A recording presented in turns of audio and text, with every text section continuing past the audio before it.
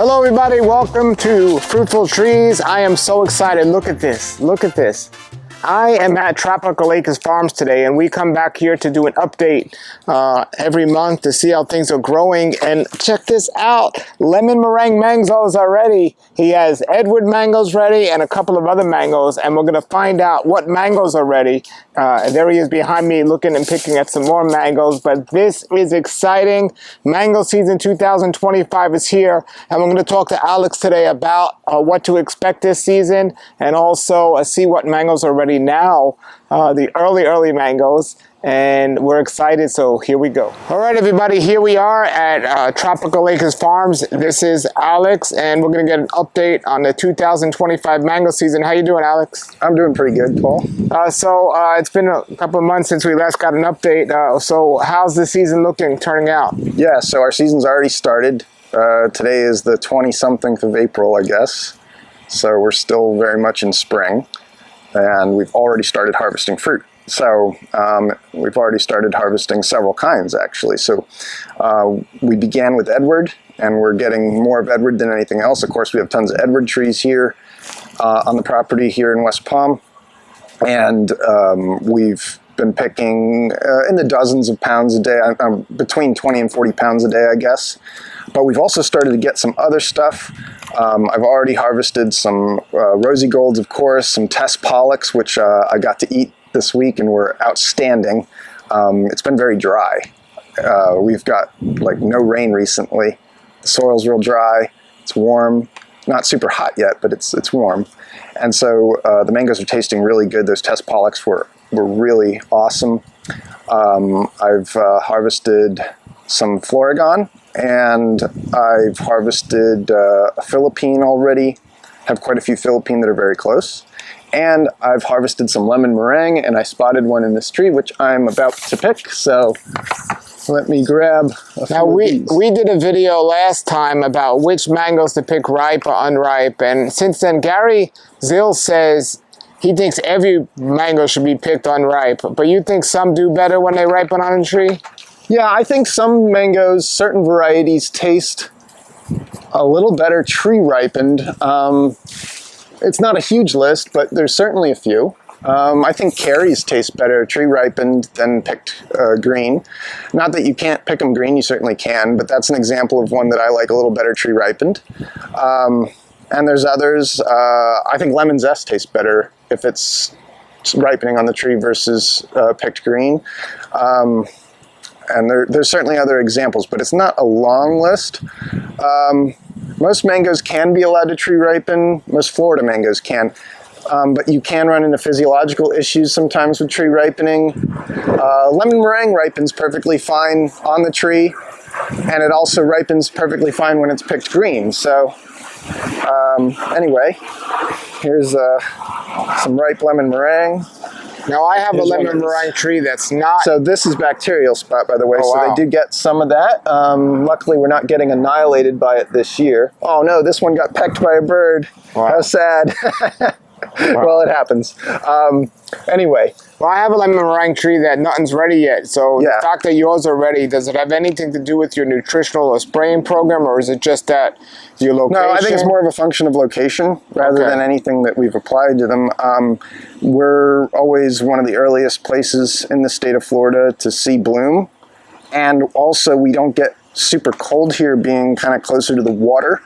So the further inland you go, or the further north you go, you know, the cooler the nighttime temperatures are during, you know, January, February, March, while these early blooming ones are developing their fruit. And those cooler temperatures mean that you're going to see slower development. The fruit are not going to expand as rapidly in the areas that are getting cooler at night versus the ones that are, you know, the spots that are warmer, like here. So I think that's the biggest reason why we usually see early fruit here, really early fruit. You know, like we're in April right now. This is very early. Most of Florida doesn't have any ripe mangoes yet, and we don't have a ton of ripe mangoes yet. You know, we have some. We're getting more each week. But it's not like we've got our fruit stand open yet, because we don't. So if you're watching this video in April or even the early part of May, We don't have our fruit stand open yet. Right now we're just selling these mangoes on our website, and we're fortunate to put a couple batches on there every night. You know, my wife and I usually after 8 o'clock throw some fruit on the site to be purchased and picked up the next day. But I don't want to give the impression that there's tons of mangoes yet, but that's why, Paul, that we usually get earlier fruit here. So, okay. Now there are some late season varieties that people have told me they're bigger than ever this year at this time. So they're wondering if is that abnormal, and will they not be a late season this year? No, I mean, like, I think there's certainly going to be plenty of late season fruit this year. Actually, we've had very late bloom. No, but the particular one on that tree, let's say you have a late season variety, but now it's already as big as you If most of the fruit is that way, and most of the bloom turned out that way, then sure, in that individual tree, that'll be the case. I don't think that's the case for most varieties. So, like, for example, right now, we have big fruit that will be maturing sometime later next month on one of our Venus trees. Okay, and that is a later season mango, typically speaking, but it's not that unusual to get some early bloom that makes it, you know, to maturity during, you know, the late spring, early part of summer. But I would still classify it as a late season mango, and I think for most people, they're, you know, even though they might see some trees behaving that way, that had some early bloom and they carry some fruit, you know, a few months earlier than they would typically be maturing it, I don't think that's going to be the general rule across the board. So since we haven't gotten a lot of rain so far from the season, the way it's looking, what are your surprises so far? Surprises. Or unexpected things so far? Unexpected things. We've had a lot of drought stress bloom. Now, it makes sense because of how dry it's been here for the last month and change or longer, but it's still a surprise to see it, right? Because you don't see it every year here in Florida. So, and some trees have quite a bit of it. I mean, like, we have trees that had almost a full bloom and they're still opening their flowers, and then some with significant partial blooms. Other trees, it's more spotty. But like a lot of bloom on Sugarloaf, San Felipe, one of our white Puris still has a lot of fruit, and it's more than that. This is just off the top of my head. If we went around the whole orchard, we'd find quite a bit of it. So that I think is one of the bigger surprises of 2025. If you were to, you know, have us predict it 6 months ago or something, but this did happen 2 years ago. So perhaps it's going to become a trend, and we'll have these really elongated mango seasons, like they do in like the true tropics. Who knows? But so far it's happened 2 of the last 3 years. And 2 years ago, you had one of the best mango seasons you ever had, right? Yeah. 2 years ago, Florida had an outstanding crop. Last year was a terrible one, but the year before was pretty good. I mean, really good. You know, one of the best we'd had in the last decade or so. This year, most of the state's going to have, it sounds like most of the state's going to have kind of a mediocre crop. Some people have better than that. Some people actually have worse than that. You know, it's not going to be like it was 2 years ago. But at least there's going to be some Hail Mary fruit, if you will, some last minute fruit for some people at the, you know, later part of the season. If their tree was maybe underperforming up to this point, and, you know, they'll at least get something. Now, is there any mangoes this year that are going to fruit for the first time on your farm? Yes, there is, and I have to think about which ones those are. There's always a couple, and I think our Mahathir was trying to fruit. Which is like a giant mango from Malaysia. I don't know if it's held onto the fruit or not. What else? There is definitely some others. There's a couple that have not had fruit in a very long time, like 3415, which we finally planted a tree of. That's got a lot of fruit on it, and I haven't eaten that in many years. We had a partial topwork that got overpassed by its stump mate. So I'm excited about that. And there's definitely a few others. Justin. Justin is fruiting for us for the first time this year. So that's a mango from the Frank Smathers 4 Phillies farm down in Miami. He named it after one of his grandchildren, I think. And so that's fruiting for us for the first time as well. We're going to allow our Bang & Polly tree to fruit for the first time. Now, I've eaten Bang & Polly, so it's not new to me per se, but it's the first year that our Bang & Polly tree is fruiting. So that's great to see. And there's definitely a few others that I'm leaving off, but yeah. Wonderful. So June 29th this year, we're having a Florida Mango Festival. Yeah. And so what are some varieties that you think you're going to have an abundance there? Oh, goodness. An abundance? By that point in the season. Can you tell yet? Because I know it's still early. Can you tell? It's so hard to tell because there's factors that intervene. Like, for example, you can say, well, we think that something is going to mature in 8 weeks, and then like you get a stretch of overcast weather that depresses the temperature for, 4 or 5 days or something like that, and it stretches out how long it takes for the fruit to mature. And, in the opposite manner, you can get a stretch of time where you're getting lots and lots of cloudless sky and very, very hot temperatures, and that accelerates the maturity of the fruit, and then the fruit's ripening before you're expecting it to. So, I mean, our farm has a lot of Edward, a lot of Duncan, big trees, so we have big supplies of those mangoes, and then we grow a lot of Angie, a lot of Pickering. We grow a lot of Dwarf Hawaiian and a few other things. Obviously, we have a lot of lemon meringue. Now, these lemon meringues you see here are not going to make it until the 29th of June, most likely, but there are fruit on the trees that are developing that are smaller at this point that should be ready around that time. And the same is the case for a number of other early season mangoes too. Like, a lot of our Edwards are starting to mature or very close to maturity. But we have Edward fruit that's, like this size right now that's going to be ready by the end of June. But we're on projection for June 29th to be the mid-season. Yes, and it pretty much always is every year. Great. The end of June, early part of July, sometimes the peak starts maybe a little before then. But there will absolutely be a lot of mangoes in Florida by that point that are maturing on the trees. And some of them will be, stragglers from the earlier part of the season. Some of them will be from that second bloom. Some of them will be standard mid-season varieties, if you will. And you might even have a few late season mangoes that are on trees that had an early bloom that are maturing at that point too. So there's going to be a huge cross-section of varieties at the festival this year. And with all the collaboration between all the small growers that are participating, it should be a fantastic result in terms of the amount of cultivars we'll see in the convention center that day. That's great. And everybody, I'm going to put that link below. But here on the farm, everything is looking amazing, and it hasn't been raining. And no, not at all. Even fruit on the floor, which is pretty amazing, because I have the same trees and there's not fruit yet. Yeah, and then right next to us here is a dot. So we have a number of dot trees, and this dot has fruit that's probably going to be maturing next month. You see this one here, for example, okay? But it also has bloom coming out of it still, which is just now starting to set fruit. So we're going to have some super late dot, and then we'll have some in-between dots, like here, see? So these fruit have a way to go.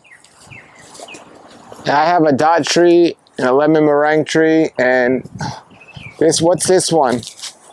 This tree? Yeah. Another dot. So it's 3 dots in a row here. So you see these fruit have a ways to go. They're way far behind that one I was pointing to before. Now let me ask you, are you watering your trees at the moment? Yeah, we are. That helps a lot with fruit drop. When it's super dry like this, and you guys can't feel it through the video, but the ground is kind of crunchy. Even the perennial peanuts don't like it too much, and they're pretty drought resistant. But when it's this dry, the trees feel it. That surface level soil turns like dusty almost, and in response to that, they'll drop more mangoes if they're not being irrigated.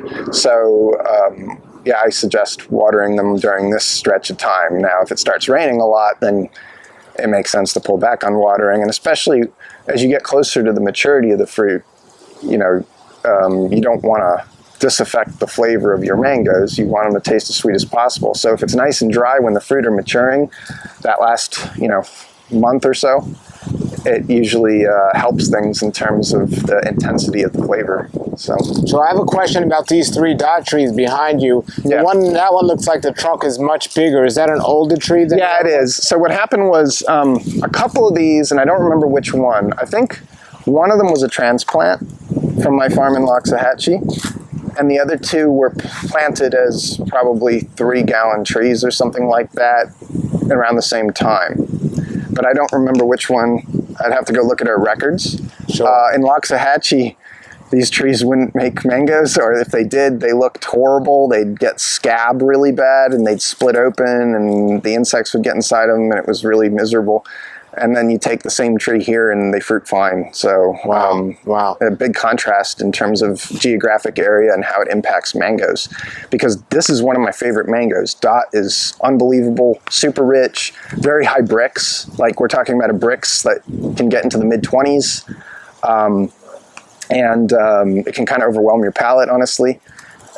So it's awesome. But like, I get a customer that comes here, and maybe I have them in pots, and in my heart, I want to recommend this mango to them, but I know there's a good chance it's going to do poorly when they're living out in Wellington or something like that, or Loxahatchee. So, I don't steer them towards the dot unless I discover that they live like, real close by here, like in Lake Worth Beach, or Delray or something like that.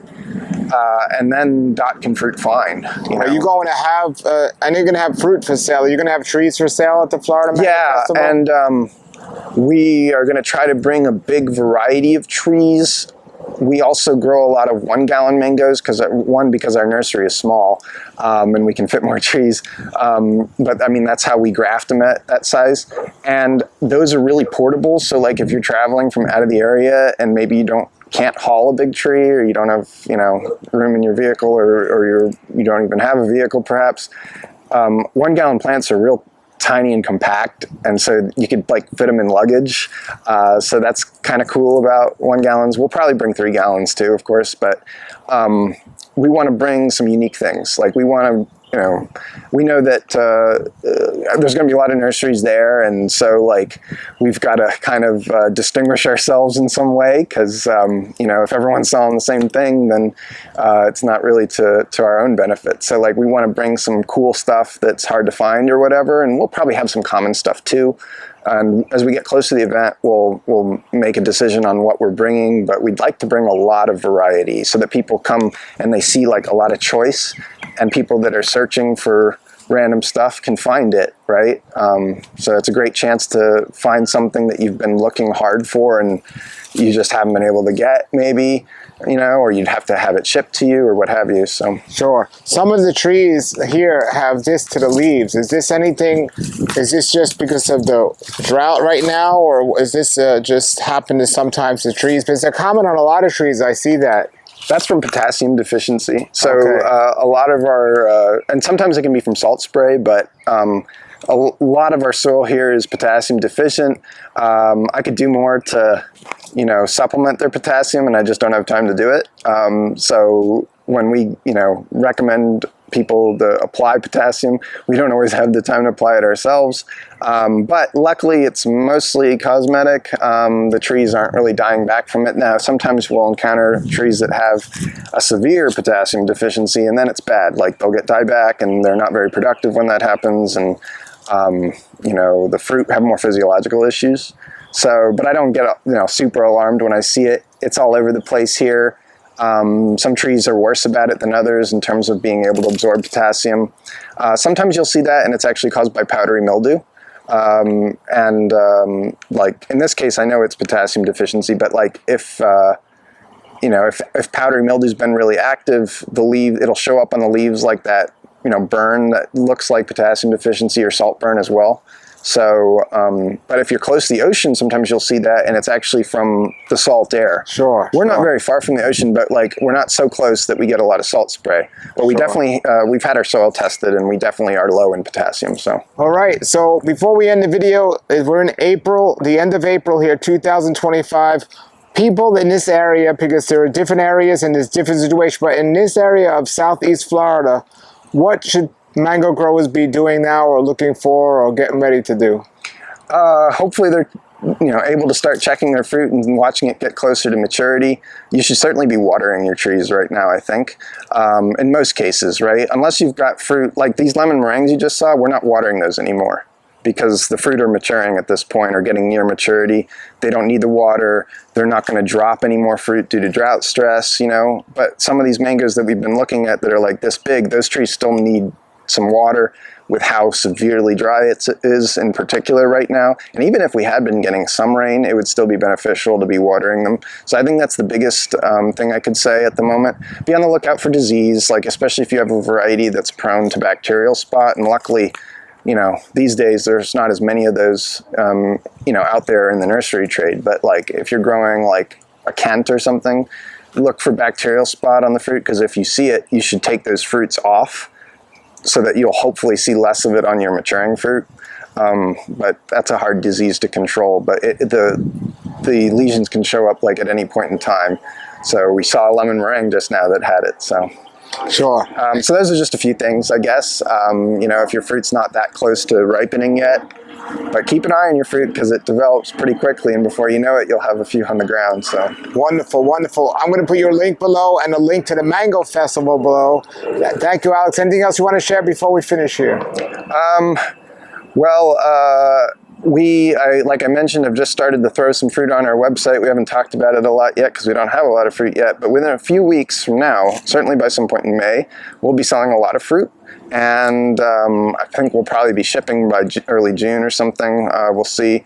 But I think it's going to be a very long mango season for us here in West Palm. I think it's going to be a good season. And I hope that I get to see lots of you at the Mango Festival on June 29th. So if you haven't already, get your tickets while they're available, and plan your little trip. If you're from out of town, use it as an opportunity. We're gonna have lots of great speakers there and tons of small farms from everywhere. I think that's the thing I'm most excited about is all the people in our industry that are gonna be together in one room. So hope to see you all there, and I hope you take advantage of this mango season. It's going to be a better season than last year. So try lots of varieties and, soak up as much information as you can while it's going on. Excellent. All right, everybody. That was Alex at Tropical Acres Farms. If you want to meet him, definitely, I'll put the link below to the Florida Mango Festival that we're going to have June 29th. It's going to be an amazing time, and I'm so excited to meet all of you that have contacted me or in my comments, and you're putting all these comments. I look forward to meeting you there. I remember last year I met many of you at the Mango Festival, and also you come on out to the farm here when they open their fruit stand, and you can meet Alex as well, and also get some amazing fruit. All those links are below. Happy 2025 mango season, and enjoy your mangoes. And remember, the more information we have, the better. So put down all the information about how your trees are doing, what's growing, what's ready, and any other questions you have, and let's help each other make our mango season amazing. Until then, everybody, thank you for watching. Have a great day and keep growing.